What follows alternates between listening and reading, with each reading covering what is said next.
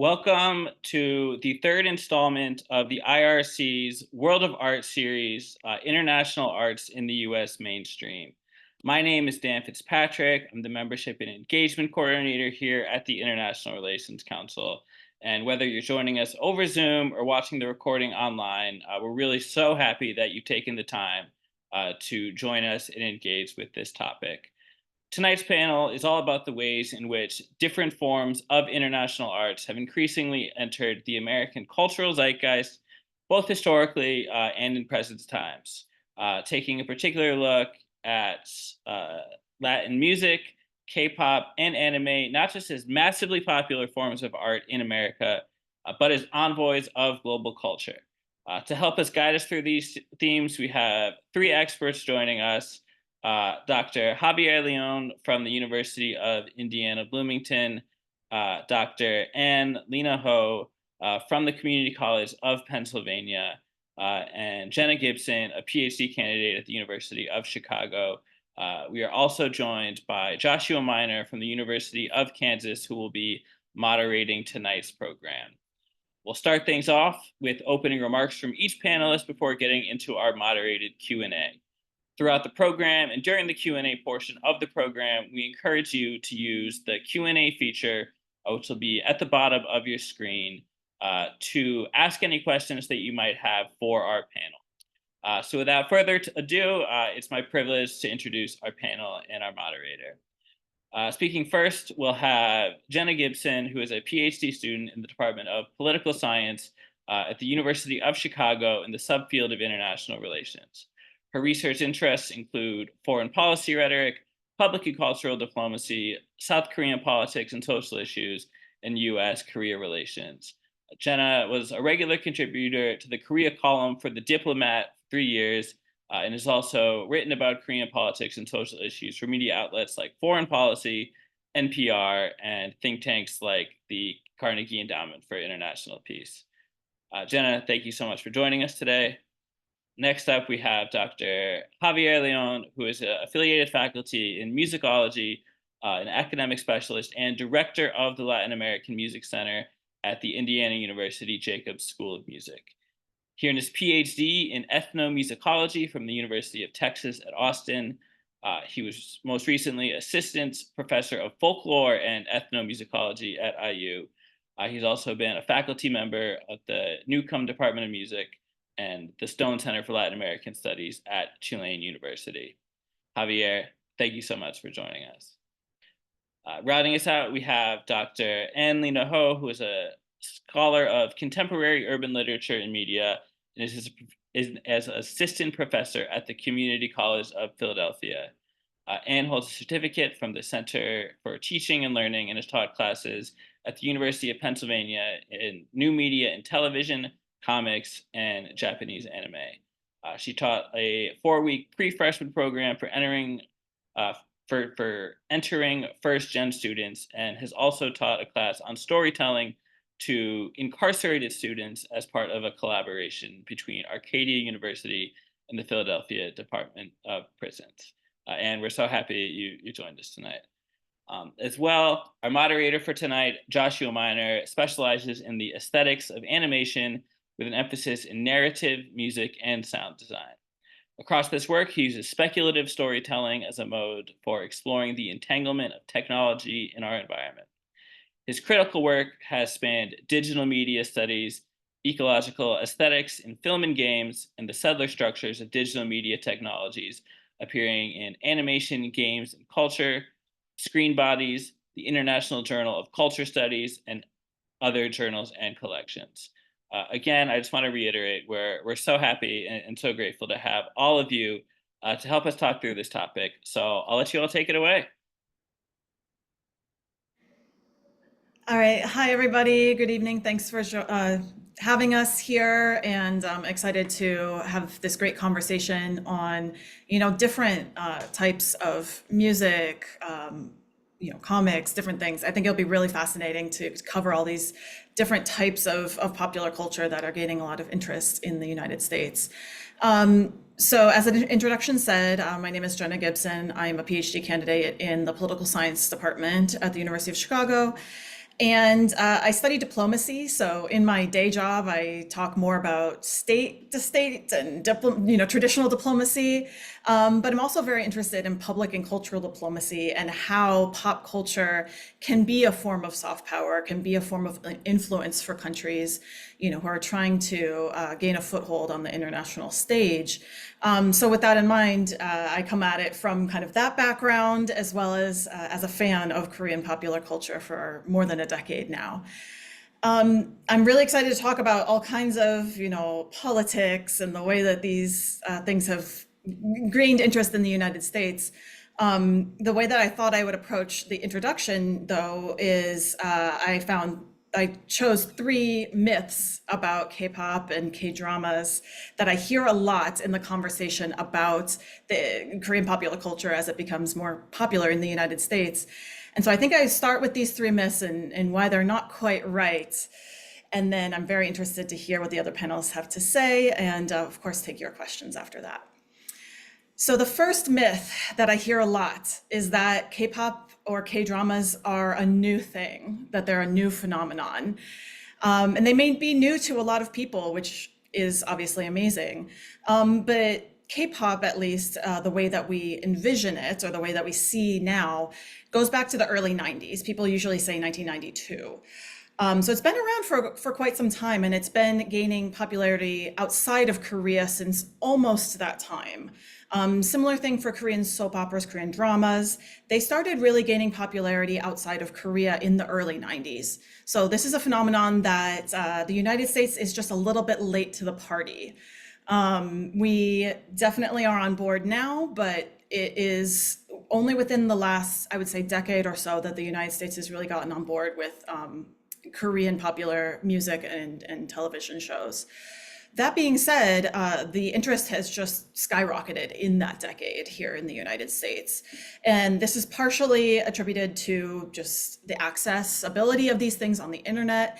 And it's actually a large part attributable to COVID. There was a lot of people who entered the fandom or had, gotten access to a lot of these soap operas on Netflix who had just entered the Korean market just prior to the pandemic. And so it was kind of good timing that there was a lot of Korean content that became suddenly available to people who had a lot more time on their hands than they had in 2019. So the first myth, K-pop, K-dramas are not new. They are just new to us. The second myth is that K-pop or K-dramas are a genre. People throw that word around a lot. And this sounds a little nitpicky, but I think it's important when we're talking about what is K-pop or what is a K-drama, these very melodramatic soap operas that people kind of have in their heads. And the reason I insist that it's not a genre is that it's a lot more diverse than I think people give it credit for. So when you think of K-pop, a lot of people might think, very bubble pop boy bands and girl groups. They might have a little bit of an outdated kind of cutesy, sugary vision in their head. And that certainly exists. But there's also, a lot of hip hop influences, a lot of ballads and, very dramatic love stories that are told in K-dramas, but also horror and dark comedy and, some very interesting interplay between traditionally Korean themes, but also very universal and global themes that people can pick up on in these different TV shows and in music. So that's why I like to say that, let's remember it's not a genre. It's a lot more diverse, I think, and that's something that has helped its growth in the US because everybody can find something to pick up on and something that appeals to them. And then finally, the third myth is my least favorite one, that these things were created by the Korean government, that it was a strategy of the Korean government. They're trying to use popular culture to gain a interest abroad and use it for their own political gains, or at the very least, economic gains. And this is definitely not true. I like to say that there's nothing less cool than a government, I guess. And no offense to, middle-aged bureaucrats, but I can't imagine a middle-aged bureaucrat writing Squid Game, for example, or Parasite. So, part of where this myth has come from is that the Korean government does provide some financial support, largely through subsidies or tax breaks, to creative industries. And they started doing that around the time in the 1990s where Korean popular culture started really taking off, especially in Asia, and then moving into Southeast Asia, Middle East, Latin America, and then finally the United States. But that's not something that's unique to Korea in any way. I mean, the United States does all kinds of cultural promotions and tax breaks and things like that. And that's not necessarily a bad thing either. I mean, it can help some of these creative industries, especially smaller companies or smaller artists, get off the ground, and play with kind of some of these bigger corporate players, especially on the global field. So this is something that comes up from time to time, that people think that it's kind of this sneaky strategy that the South Korean government like planned from decades ago. And I assure you that's not the case. So those are the three myths that I wanted to start with. The runner-up is that K-pop is kind of an inauthentic or manufactured popular culture industry, but I think we can talk about that a little bit later too, and some of these stereotypes that I'm curious of the other panelists, how they see the reception of their expertise, areas of expertise in the United States. So with that, I think I'll stop, and I'm looking forward to hearing the other panelists and also your questions.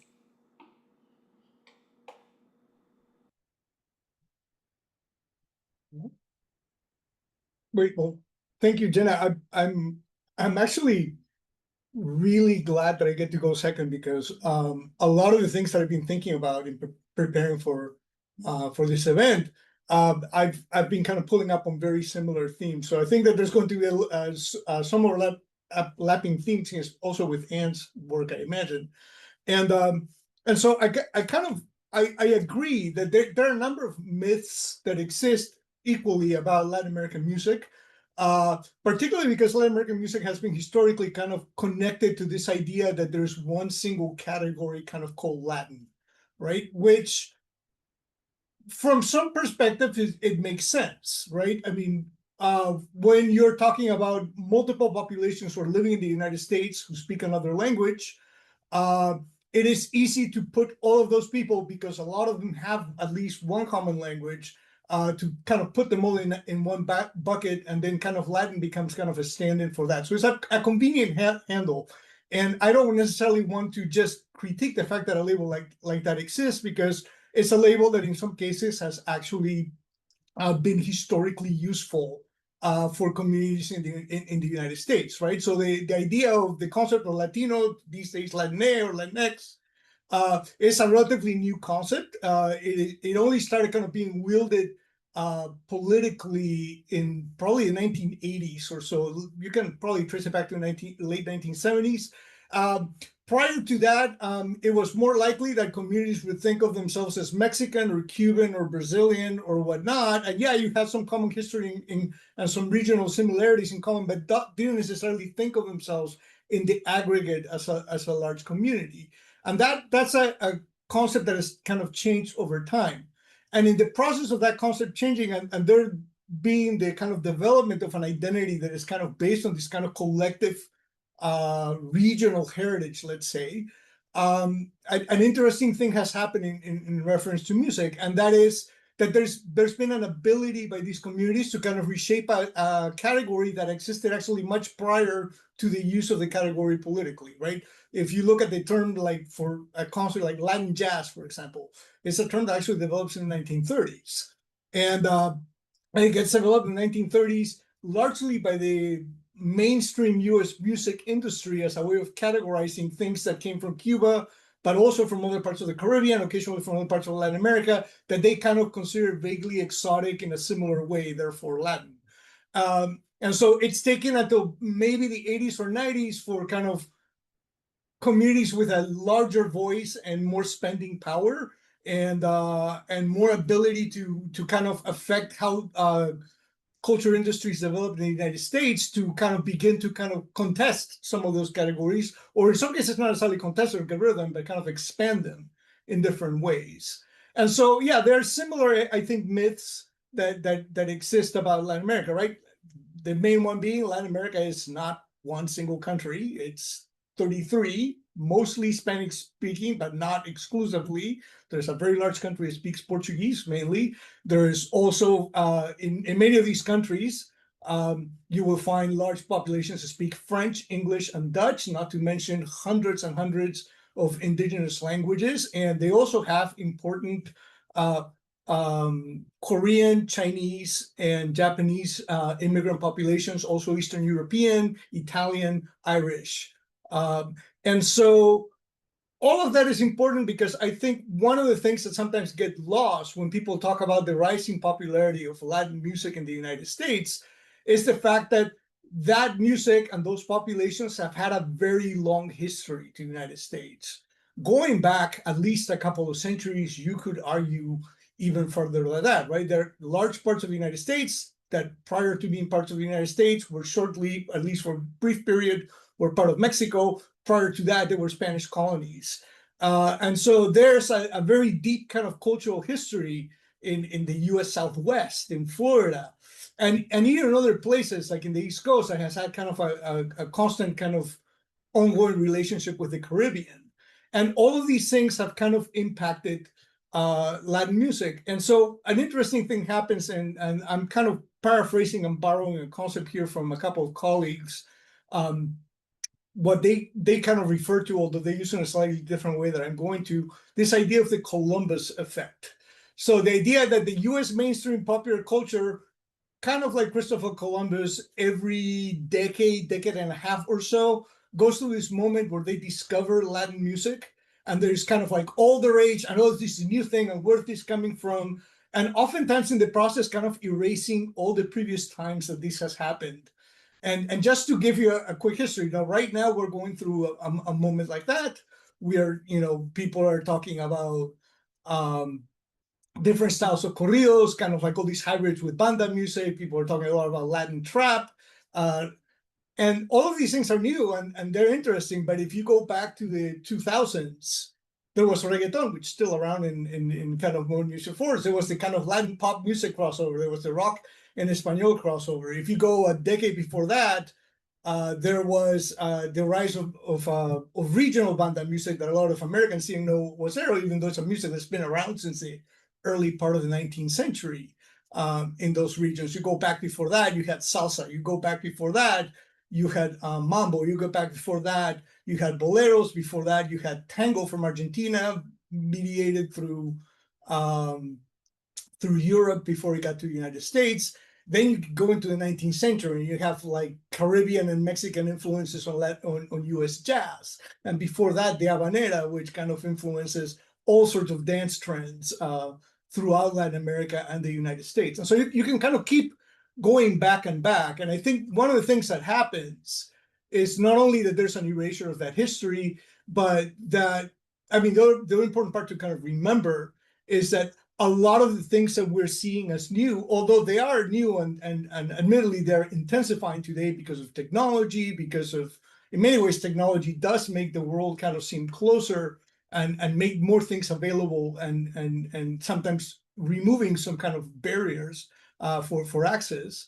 While all of that is true, that doesn't mean that those things were not happening before. They may have been happening at a different scale. They may not have been moving as quickly. And I think so one of the important things to remember when talking about the kind of international influence these days is to kind of historicize it as part of that kind of larger history. So I'll stop there.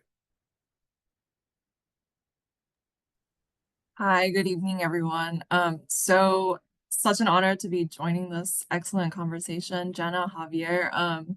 I have, brief remarks also following your wonderful opening remarks. Also focusing on kind of historical development of anime, Japanese anime in the United States, and focalizing it on sort of this history of broadcast and television networks gradually kind of accepting Japaneseness onto its like primetime viewership. I have some slides to share, so I'll just go ahead and do that now. So I will focalize my talk, but again, very happy to answer any questions broader than the kind of issues I'll be bringing up.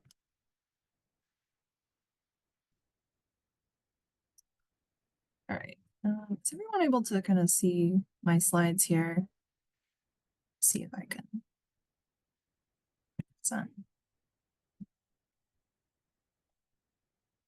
Okay, so I'm going to talk about media acculturation and anime in the US. Essentially, Japanese animation has always existed in the US since animation has been airing on TV. It's the kind of acculturation, right? I'm arguing that there's a process that happened where gradually over a period of about 5 decades, Japanese animation had to no longer be so Americanized. So it's always been on television, like, you know, what Jenna and Javier are saying. But there is this process, which I'm going to kind of talk about historically. And yeah, I think it's a really interesting history. Also, you know, sort of pushing those definitions of like genre and form and technique, which I hope that we get to kind of converse about later as well. So, you know, very brief overview, just like K-pop and some other forms that we're talking about tonight, Japanese anime has grown a lot, especially after the pandemic. It's readily available on streaming services. The youth, Gen Z Americans, over 40% watch Japanese anime. A lot of them also watch it in the original Japanese language with English subtitles. This obviously doesn't come out of a vacuum either. This is part of long-term strategic foreign policy goals by the Japanese government, all titled under Cool Japan, which I'm happy to talk about. I have a slide about it, but I don't think I have time in my opening remarks. But, you know, the Japanese government has invested a lot of time, effort, and money into exporting its media, you know, media products such as television, music, drama, and food, importantly. So my kind of key takeaway is that there has been a process of acculturation over the period of 1963 to 2001, whereby Japanese animation in the United States gradually stopped needing to be Americanized.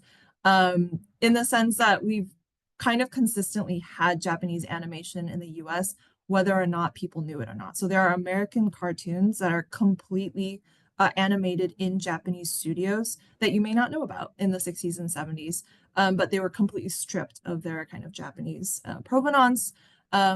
American voice actors voice all those characters. All of the names are changed to be kind of American names. I do want to kind of differentiate for those of you who aren't like very familiar with anime is that the key difference between like American animation on TV and Japanese anime is the frame rate. So Disney animation, if you've seen, you know, 2D Disney animation, they use a 24 frame per second animating technique. It looks really smooth, it's really fluid. And this is kind of a side-by-side comparison of what those two frame rates look like. Japanese animation is made with 8 frames per second. So this is 24 frames per second. It's liquid motion. This is 12 per second.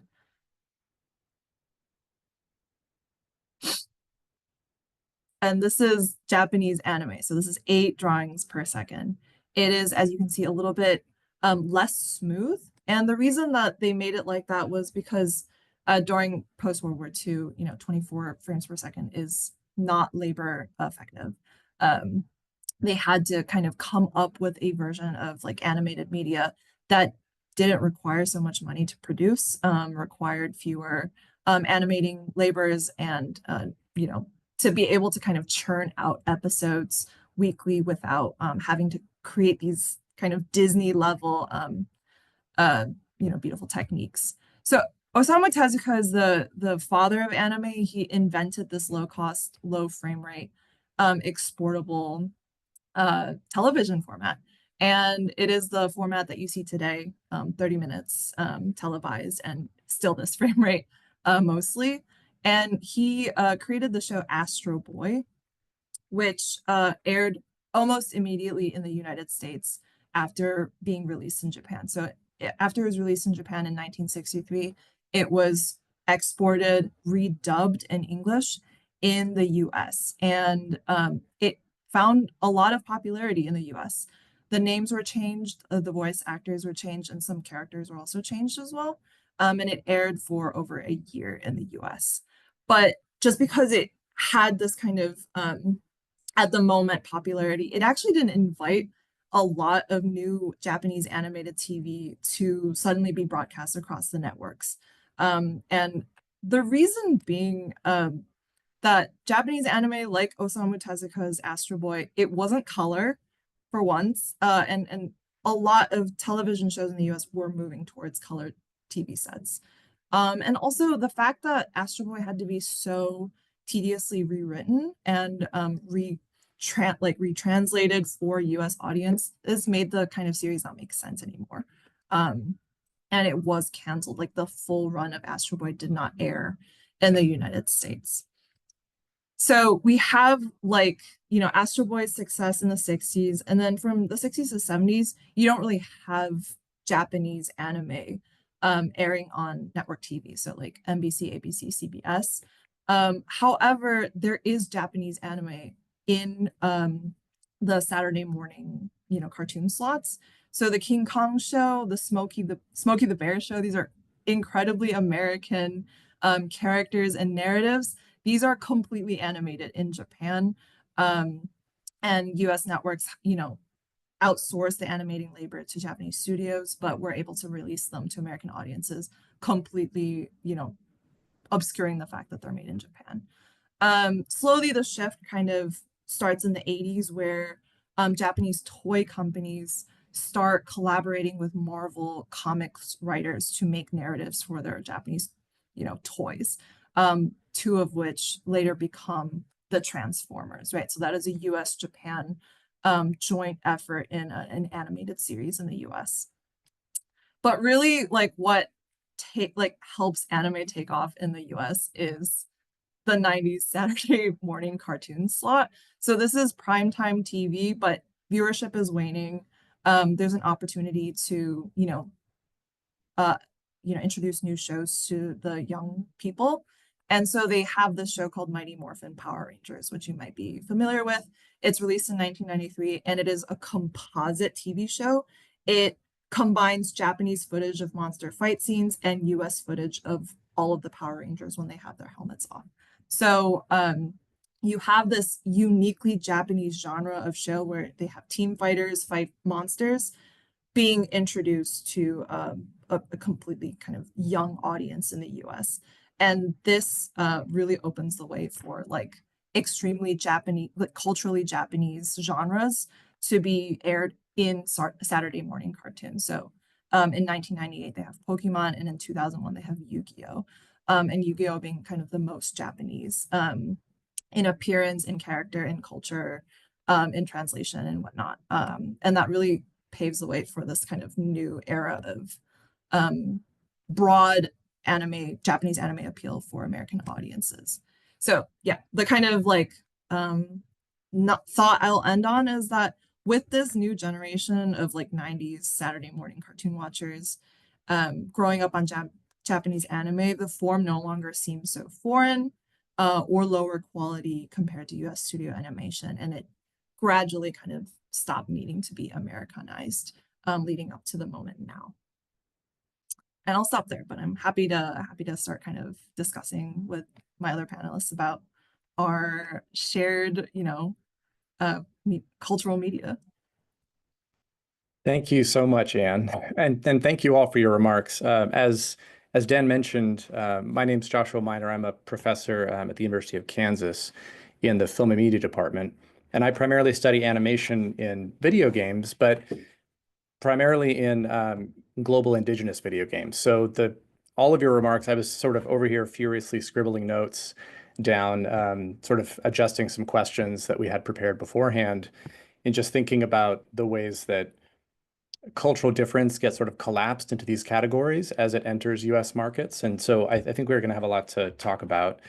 We've already got a few questions that have come in. So I want to get to those, and maybe so we can get to those quicker, I think maybe I'll just start the conversation off with one question. And this can sort of go to anybody, and maybe we can get a little bit of a good conversation going here before we move into the specific questions for each of you. So all of you spoke about reception in the U.S. and how U.S. markets are sort of receiving these, um, various media from other places. I'm curious about the artists and producers' role in this, though, and the ways that um, those artists, maybe at the sort of corporate level, but also individual artists as well, culture producers are navigating the cultural nuances to ensure authenticity while at the same time appealing to a global market. What role are the artists sort of playing in that process of trying to appeal perhaps to US markets? Anybody have any thoughts? I can start, but I think one of the interesting things, and I'll focus on K-pop, I think, for the moment, although K-dramas too have some really interesting things to say, I think, especially in the kind of Netflix era where they're funding a lot of more dramas in the last, 5-ish years. But for K-pop, one thing that I've noticed being a fan over time is there was actually this really interesting period in like post Gangnam Style era, like early 2010s, where Korean artists and companies, like these music production companies, wanted so badly to be popular in the United States. It was kind of this like golden goose of, not only like literally, it's a huge market, but it was also kind of this like clout or reputational thing. Like if we can make it in the US, which is so averse or generally has been averse to like non-English language music or shows, that means we've really made it. And so there was this really interesting period where several companies tried very, very hard. And the way they tried to do it was releasing English language songs or albums, collaborating with popular American artists.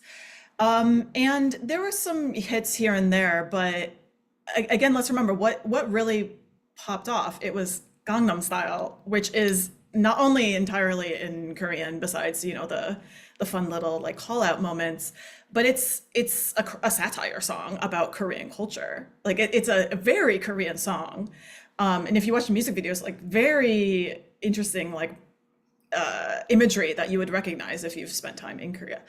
And I think it was interesting to see in like the later part of the 2010s, what actually really worked to open the US market was kind of just doing what you're doing and doing it well and making it available, very widely available, lots of content, all of it's free, maybe adding some subtitles so that people can watch it if they don't speak Korean.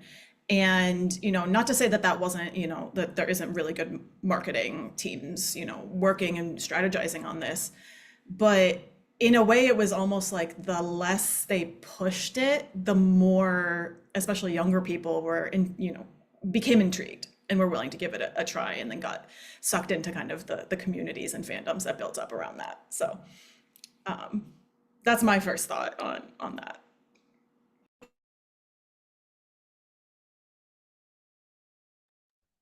Um, I yeah, I think that you find kind of a range of responses and relationship, right? If you look at this kind of historically to it depends, right? Initially, if the mainstream kind of music market that catered to kind of Latin American music or Latin music uh, has always kind of coexisted and overlapped with kind of a local market, and so it's kind of tricky because whereas some artists and some songs in particular who became really catchy and kind of crossed over into the mainstream were kind of basically capitalized on by the music industry because we just want more things that sound like this.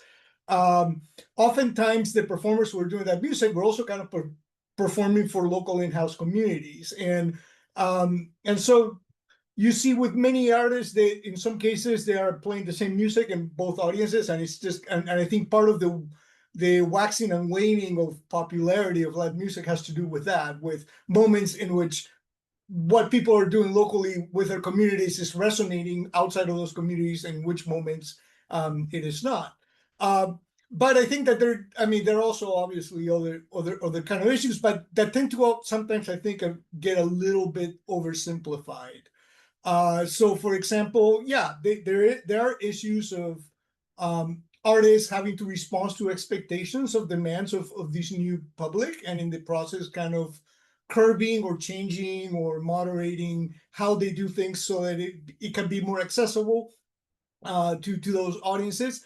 Oftentimes when that happens, the immediate reaction is to assume, well, this person is selling out, or this person is kind of compromising themselves artistically. And yes, you can point to certainly a number of cases in which there has been a lot of economic pressure, for example, that has forced artists to do things like that. But there is also a number of other cases in which these are things that artists have embraced quite willingly out of a desire to kind of explore new ways of doing things. A great example of this is so in 2000s, and this kind of speaks to two aspects of this at the same time.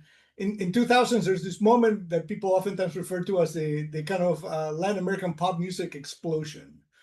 There's all these pop artists and also these kind of Spanish language rock artists that begin to kind of cross over into the US. A lot of them begin to take some of the more successful regional albums that they had kind of made and kind of make English language version of them. A few artists like Christina Aguilera basically released two versions of each album.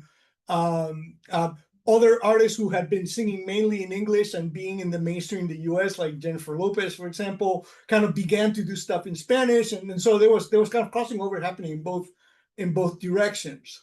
And so those are, I think, good examples of that. Jennifer Lopez, you can argue, is using this as a way of kind of exploring and reconnecting more with her Puerto Rican heritage in a way that perhaps she felt she couldn't do before, because that was not considered to be as appealing for the U.S. mainstream. So there are those kind of cases. Another, I think, important case would be Shakira, who, in the mid to late 90s was pretty successful in South America, but she was doing a Spanish language version of what in the 90s was Tracy Chapman or Natalie Merchant, just these kind of like women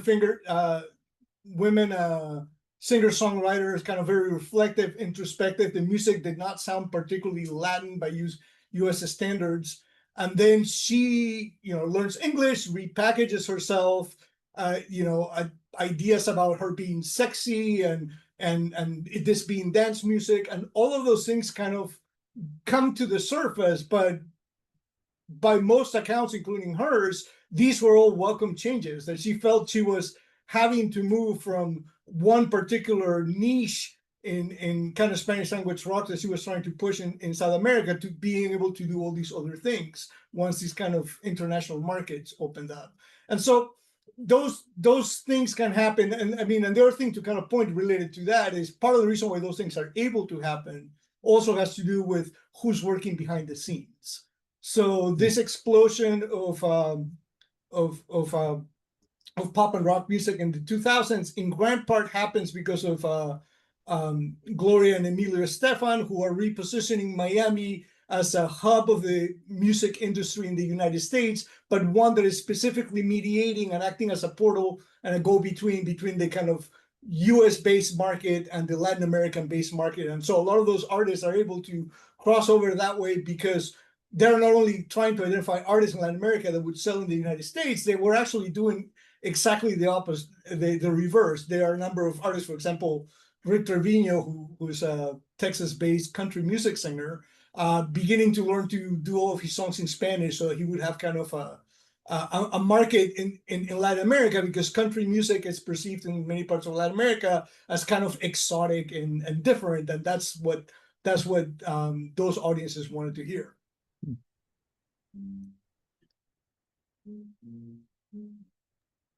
Yeah, really good and obviously complicated question about like authenticity and being conscious of a global audience while you are making art. And anime is such a kind of corporate, industrialized, mechanized art form that has become very closely associated with Japaneseness, that like there's even more kind of critical thinking to be done about, why do we kind of try to authenticate anime through the lenses of like whether it's Japanese, whether it's not Japanese, when in fact a lot of anime today, and even going back decades, hasn't been made in Japan.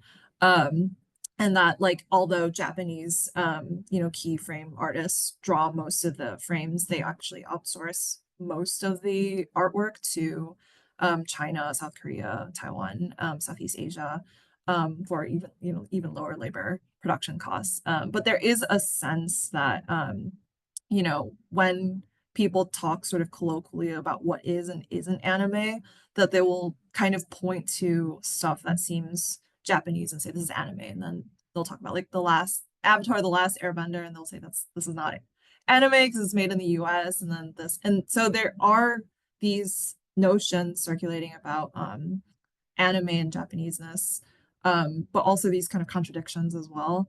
And also the artists, right, not being necessarily Japanese, or even the Japanese artists sort of being often very vocally antagonistic towards like what global audiences think of their work. Like they almost don't care, or they are frustrated with, for example, Osamu Tezuka was very frustrated with how Astro Boy was being kind of retranslated for the US. So there's all these, it's not quite so easy to like sort of answer that, because there's quite a lot of disagreement in terms of like what the artist, who the artist is, whether that's like a single kind of auteur person or just like a lot of different branches of kind of corporate laboring, manufacturing, kind of firms. And also what their agenda is. Like the Japanese government has incentives to label anime as Japanese, and to make it a cultural export, to make it kind of a brand identity, when a lot of anime is as not created in Japan necessarily by Japanese artists. And there are also keyframe artists, right? Directors who are not Japanese, who are directing major animes today. So many contradictions and more questions than answers. So yeah, I can see it too in a very highly collaborative art form like film production, right? That you, in the same way that you would market a film as an indigenous film, but have a very diverse crew working on that project. So, right. Well, that's great. Thank you all for kind of starting to get the kind of conversation flowing. I'm thinking maybe since we do have several questions, we'll bounce back and forth to some thoughts that I had and questions that I had for you, and then questions coming from the audience. So we do have our first question from the audience is for Jenna. This is from Sam.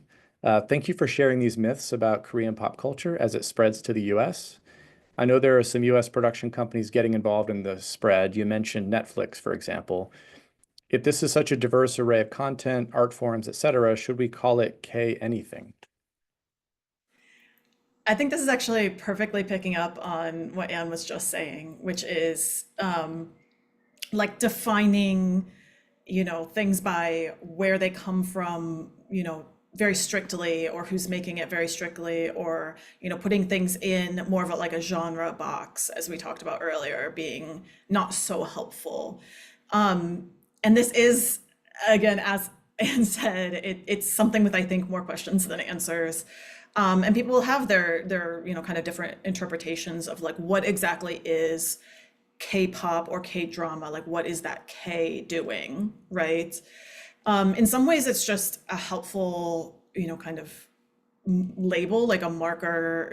We've been talking about this. Like it's sometimes just helpful to say, okay, I think I know generally what to expect when you say, I'm listening to K-pop, or, I'm a fan of, a K-drama or something like that. And like acknowledging that things might vary, you generally are able to like use that label to get a general sense of what's going on, or where something is from.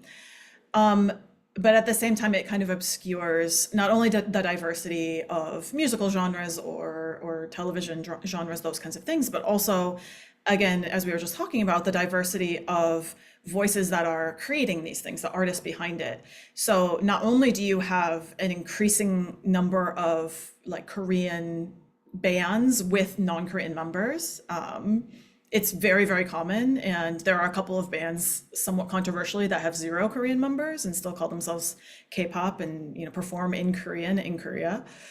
And they have some of the kind of trappings of the form in a very interesting way. But you also have some very international producers writing these songs, some very diverse producers. And you also have teams that are, trying to, in some ways, appeal to that global audience, but also just, a modern, very diverse musical, like artistry, having, diverse backup dancers and going to different places to film, things like that. So in a way, it's interesting because personally, I don't think that that makes it any less K per se. But at the same time, I see where someone might argue that it is. And I think the other thing I'll say is I think some people are kind of sick of the like K everything. So this is maybe getting into soft power stuff. And I'm curious how Japan also handles this, but they will slap a K on anything, like literally anything. There was during the pandemic, there was like K vaccines, like this this ad campaign to get people to get the vaccine, right? So yeah, sometimes I think people are like they tend to the backlash goes all the way the other way, like let's get rid of the K entirely. But obviously people will have kind of different lines on where they draw for that. Yeah, as you were speaking, I was just thinking about the non-Korean members of maybe Blackpink that have launched solo careers and sort of used that as a springboard. It's really interesting, a lot of nuance there. Well, actually, something that you mentioned feeds into another audience question. This is from an anonymous attendee. Could the panelists comment more about how they see the soft power of cultural forms operating in relation to foreign policy and international diplomatic goals? And maybe I'll leave that one. There are a few more notes to that one, but I want to kind of leave it open for everybody to really engage with that question if anybody has any thoughts. I could start. I actually have a slide about this. Happy to get to share it now.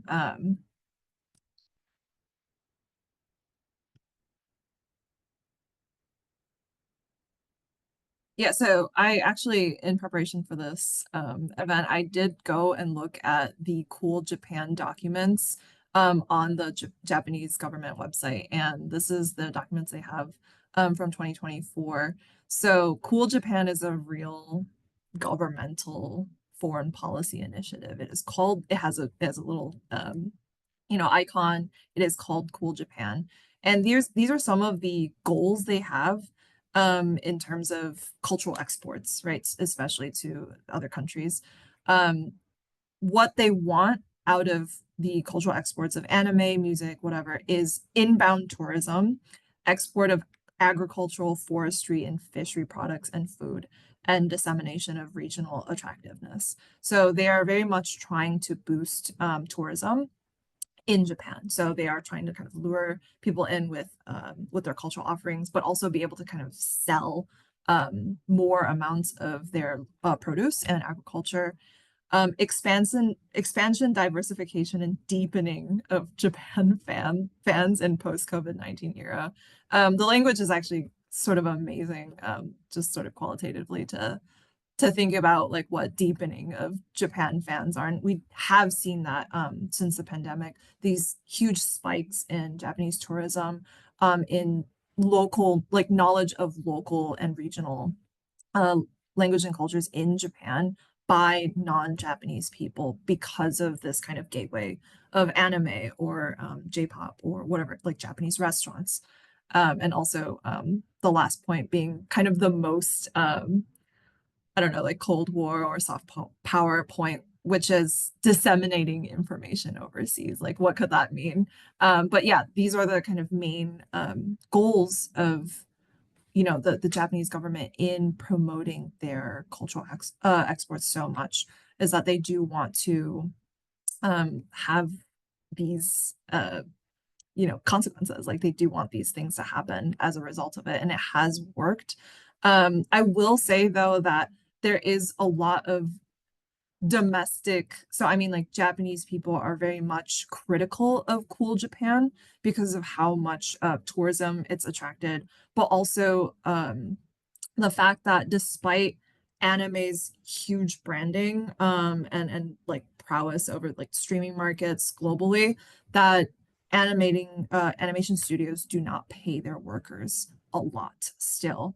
And there are like terrible working conditions still in most of these cool Japan industries. So animators, whatever else is involved in that, they're very, very poorly paid, despite this being kind of a government priority. So yeah, this is sort of a couple of new issues that I'm raising, but absolutely related to the Japanese government's initiatives and priorities in foreign policy. Yeah, I can jump into. I think I take sometimes a little bit of a traditionalist view on soft power because I come from international relations background. So in my field, power means something very specific, right? It means like you're able to get someone to do what you want, right? Or it's this coercive effort when we think about hard power, military and economic power. That soft power was actually created as an opposite to that, right? The idea of soft power was, is there a way that we can, create influence between countries without having to use like military force or economic sanctions, things like that? Is there a way to have more of like a positive influence or, show values, show more, nation branding kind of? But the hard thing for me sometimes is, and I think again, Anne has pointed this out, is it's like, what is the thing that you want the other side to do exactly? And sometimes it's more clear, sometimes it's very, very vague, right? So I will just, as I mentioned earlier, just because the Korean government didn't create this phenomenon doesn't mean that they're not also trying to use it now that it's incredibly popular. But I think there is still a big disconnect between, hey, we have these really popular, TV shows, books, like literature is maybe an up and coming place where at least the Korean government is trying to invest in translation and things like that. Music, of course, like we have all these really popular like products. Let's use that to our advantage. But I think that there's a gap between, hey, a lot of people like this thing and please support our foreign policy, right? Like that's a big leap that I think a lot of governments, including the Korean government, hasn't quite figured out how to like activate people towards a specific goal, especially without coming off as like very propagandistic, right? You have to be very careful of that as well. So yeah, I think the soft power thing, it's really fascinating, and I think it's more about like creating an audience of people who just have a big interest in, your cultural products, your people, maybe travel, things like that. It's something that's a little bit less measurable than I think governments would like it to be, right? Yeah, I mean, I think that there are different ways you can kind of think of uh kind of cultural influence and soft power. If you're referring to kind of like the ubiquitousness of something that leads to people having a particular sense of perceived familiarity, I think yeah, there's a lot of that happening with music and with other things, right? So I mean, to kind of go off Anna's example of Cool Japan, a number of countries in Latin America, I'll use Peru, which is where I'm originally from, as an example. Starting in the mid 2010s or so, a lot of these countries began to figure out what is it about the cultural diversity of these countries that kind of makes us different and can kind of be used as a kind of cultural resource that you can use to kind of like expand things like tourism, for example, right? And Peru had been doing versions of that surrounded with tourism and monuments, go see Machu Picchu and those kinds of things for a very long time. But what begins to happen is, I'm sure that by now most people who are hearing my voice have heard or maybe even tried Peruvian food at some point. Over the last 10 years, Peruvian restaurants are huge and pretty well known throughout the US and many other parts of the world in a way that they weren't before. And that is the result of the Peruvian government kind of offering incentives to develop a culinary industry that led to celebrity chefs, that led to tie-ins in all sorts of different places. To this day in Peru, the majority of what the tourism ministry calls brand ambassadors for the Peruvian brand are chefs. and food is kind of like the centerpiece of this, kind of tied to tourism and other things. So yeah, there are those kind of economic interests. I mean, to what degree is that government that the Peruvian that money the Peruvian government is furnishing actually leading to people being convinced to sign a trade deal with Peru or doing something like that? I don't know. I think in a lot of cases not so much, but it does kind of, I think that it's perceived as an investment on on people having kind of an interest and perhaps a sense of goodwill towards the country that people ultimately feel is going to be beneficial for you. Now, within music, that has, there are a number of musicians in all these Latin American countries who are kind of considered brand ambassadors, but at least in recent years, music has not been the kind of centerpiece of those campaigns. I think largely because a lot of those music industries are now internationally based, and many of them are actually based in the US. So it's not something that would automatically benefit any one individual country. But you can see other examples historically that are maybe more concrete in the kind of more traditional way of soft power. And there's two kind of interrelated ones from the 1960s, where after the Cuban Revolution, the Cuban government was trying to offer a good kind of PR campaign throughout Latin America by showing that they were kind of a good partner, somebody who was supportive of different things at a time when the kind of prosperity that came after World War II was beginning to wane in many parts of Latin America. And so you have a lot of very socially conscious musicians who, singer-songwriters who are writing kind of protest music of different sorts.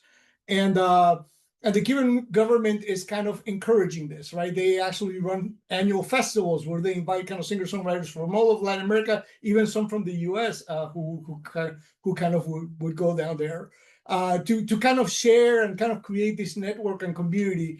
The Cuban government never really used this as a form of proselytizing socialism necessarily, but it was about kind of saying we're supporting this because the message of these artists is at least somewhat overlapping with what our ideals are.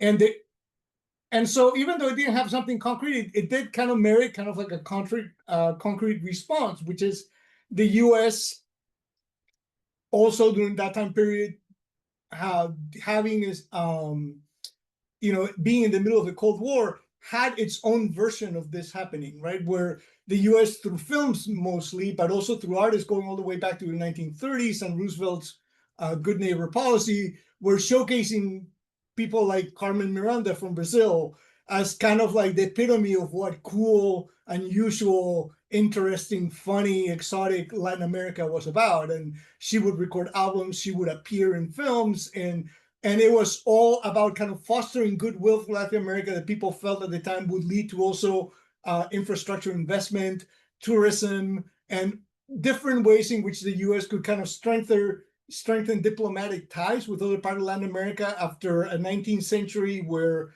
a lot of parts of Latin America at one point or another were invaded by the US in one way or another, and that was kind of a reputation the US was trying to kind of distance itself from. So you do see moments where there are very kind of concrete goals, but there are many others in which it's more, I think, about just kind of trying to foster a kind of sense of goodwill for a particular community, a particular country. All right. Well, thank you all for your answers to that question. I'm mindful of time. I think what I'd like to do is we've actually just had an explosion of audience questions.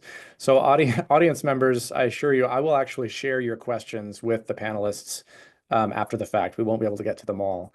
I think there's actually one more question that I'm really interested to hear actually all of you address in different kinds of ways. It's specifically written to Jenna, but it has to do with appropriation. And I'll go ahead and read it, but I'm really interested in the way that race and racism get translated in these forms, and maybe we can think a little bit about that. So this is from Sarah Ann to Jenna. Do you see a tension between the accusation/myth of K-pop being manufactured and critiques of some of it leaning more heavily toward an appropriative rather than citational relationship with R&B and hip hop culture from the US? There's a lot of discussion about how some K-pop bands are acting as culture vultures. decoupling Black people and political contexts, especially in rap and hip hop, from the aesthetic, iconographic, and choreographic elements, while at the same time sort of maybe ignoring racism and the politics of race. So that's a mouthful. It's a lot to think about, but I'm just wondering if any of you, maybe starting with Jenna, have any quick thoughts about that and the sort of appropriative ways that those things get translated. Yeah, this is a super important issue that you would think after like however many decades, including at least a decade of K-pop being like relatively mainstream in the US, that these companies would have learned. But unfortunately, we have had multiple incidents in the last month, very major incidents on this issue. So yeah, it's an ongoing issue. It's something that fans, especially Black fans, are just so tired of it, like so tired of trying to educate, tired of having these incidents continue to happen. And I don't really know what the solution is, because it really shouldn't still be happening. I mean, there's been some groups or some companies that have, acknowledged missteps, whether it be like cultural appropriation with dress, braids, do-rags, things like that in music videos, or even worse, people singing along to rap songs and like using the N-word, for example. And companies will kind of send out this very generic apology and or say that they're learning and that it won't happen again, and it keeps happening. So I'm not really sure where we go from here, because it just feels like these companies have like all the tools that they need to, reach out to communities like the Black community, reach out to, producers that they're working with who are Black or are, from different countries, different perspectives. Like they have all these resources to do that, and it keeps happening. So I'm not really sure, like, looking forward how to address this. But at the same time, I think fans, and especially like the Black community amongst fans, have done a really good job of kind of continuing to call it out, even though it is pretty exhausting. The one other thing I do want to mention is it's very interesting, this interplay between a couple of different things that the question actually mentioned. So there is this stereotype of K-pop as manufactured, coming off an assembly line, like these factory perfect girls and boys for their, boy bands and girl bands, which I think is different, and like this very orientalist view of like, cookie cutter, like Korean people. It's interesting to see that there's that stereotype at play from the perspective of like the very mainstream, white American, entertainment industry. And then you have at the same time the Korean industry appropriating from like Black culture. And so it's just kind of like this mess, honestly, that I think, at least in the terms of that other stereotype of K-pop being like very inauthentic, very manufactured, I think it's waning a little bit. People are starting to take it a little bit more seriously. But the first issue, I think, has not been resolved yet.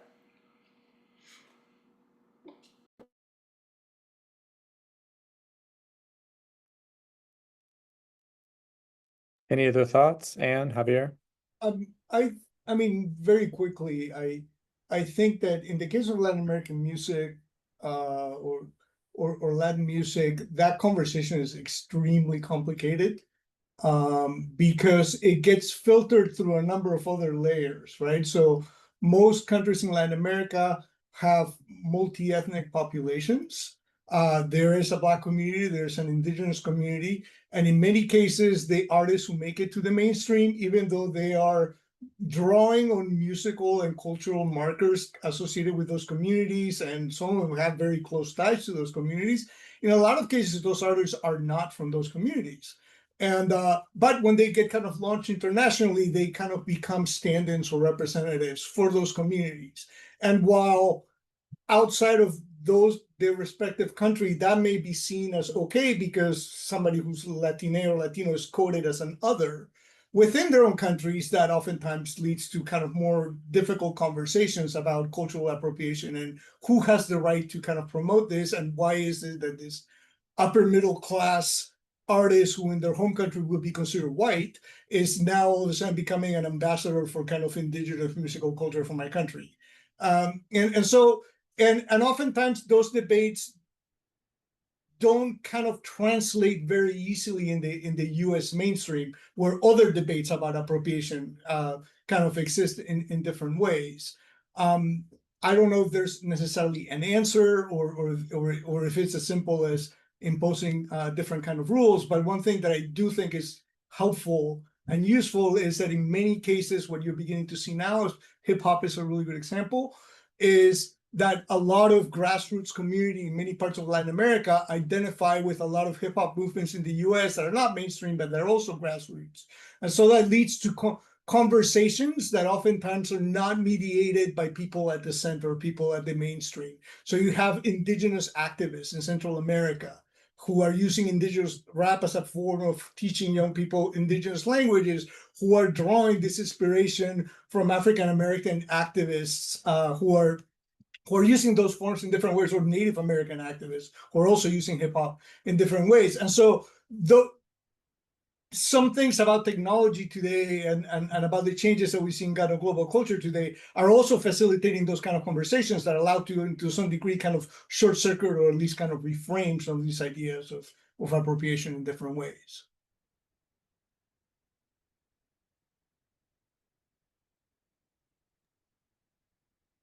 All right. Well, thank you all so much. This has been such a wonderful conversation. I've actually learned quite a bit, and yet I feel very familiar. Like this is a very familiar conversation to me as well. So this is really wonderful. And thank you, Dan, for having all of us. Yeah, thank you so much. This was so engaging, so enlightening, so much fun. To all of you, just the amount of nuance, thoughtfulness, insight you brought to this discussion was just really fantastic. To our audience, we appreciate your time and we hope that you will continue to join us for upcoming programs in this series. The last 3 programs in our World of Art series will be in person, but we'll all have a virtual option. We're thrilled to be joined for our next one by Mackenzie Mallon of the Nelson Atkins Museum of Art. She's the provenance specialist there. And Professor of Archaeology Amanda Chen at the Kansas City Art Institute for a discussion on art provenance, which will take place on May 14th at the offices at Park 39. Again, Jenna, Javier, and Joshua, thank you so much. I really enjoyed this, and I trust that our audience did as well. Have a great evening, everyone, and we will look forward to engaging with you again soon. Take care.